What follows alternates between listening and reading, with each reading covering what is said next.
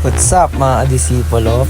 So ngayon sa araw na to, samahan nyo ako dahil lalagariin nga natin tong mga kahoy sa baba upang gamitin sa ating gagawing panibagong kulungan. At pag-akyat nga natin dyan mga kadisipulo ay napakaganda na ng araw. Kahit papano hindi na masyadong maulan. Ayan nga yung mga gagamitin natin pangharang sa gagawin nating kulungan. Yan, binisita na natin sila kung kamusta ba sila dyan. Yan, okay naman sila. Kahit paano, kalmado sila dyan guys. Ito rin, kinamusta natin. Hoy, pagkatapos nga yan guys, tinapon na natin yung mga tira nilang tubig kagabi para lagyan na natin sila ng patoka. Ganun rin ginawa natin sa kabila. Tinapon na rin natin yung tubig para malagyan ng patoka. Ganun rin yung ginawa natin sa loob ng flowers. Tinapon na rin natin yung tira. Ayan, alog-alog muna kail. Tapos, buhos. Okay.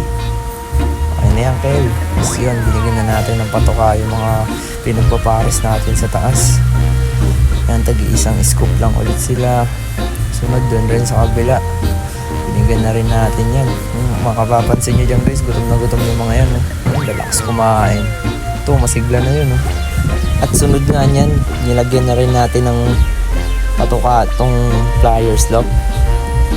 Isang scoop. Yan. Ang bibides tumuka. Katapos yan, nilagyan na natin ng tubig yung inuman nila. Para mamaya lang ay makakainom na rin sila nang hindi sila mabulunan. Pagkatapos, nilagyan na rin natin ng tubig yung nasa taas. Bilis kasi na lang magsipagkain. Ganun rin sa kabila, nilagyan na rin natin ng tubig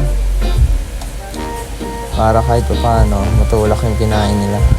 Yun nga ubos na ang bilis diba? Dahil naubos niya yan, meron kayong reward. May tubig kayo. Ayan, ubos niya yan ha. Pagkatapos nga yun, binakbakan ko na yung kahoy na inakyat natin sa bubong. Nilagari na natin yan. Time lapse na lang natin yan guys para mabilis. Ayan mabilis maglagari kila parang si Flash. Ayun na nga guys tapos na natin lagariin. At dahil natapos na natin lagariin yan, nilinis muna natin yung mga tae nila. Yan, ilagay ko na sa sako para maaliwala sila tignan. Nilinisan na natin yung food tray nila. Yan dyan makapansin nyo, kinudkod ko dyan para maganda tignan. Tapos binalik ko na rin agad. Lumipat ako sa kabila para ganun rin yung gawin. Linisan yung food tray nila.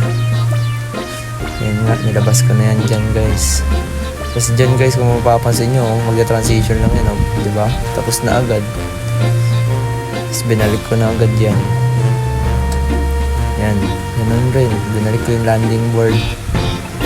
Pagkatapos nga natin malinisan yan, ginawa na natin yung mga ibon sa pliers lock. Lilipat natin sa taas kasi lilinisan rin natin yung loob ng pliers. Yan, marumi na nga yan. Yan guys, pinasa ko na sila dyan isa-isa. Para walang istorbo dyan, ko na sila nilagay lahat. Sama-sama na sila sa loob. Yan rambulan sila dyan guys. Kung mapapansin nyo, nag-aaway-aaway na yan. Yan yung isa, may tama na sa mata. Pagkatapos niyan guys, ayun, di ba ang dumi? Transition lang ulit natin yan, pak. Kahit pa paano, naging maaliwalas na yung pliers lock. Ayun yung dumi dami rin yan.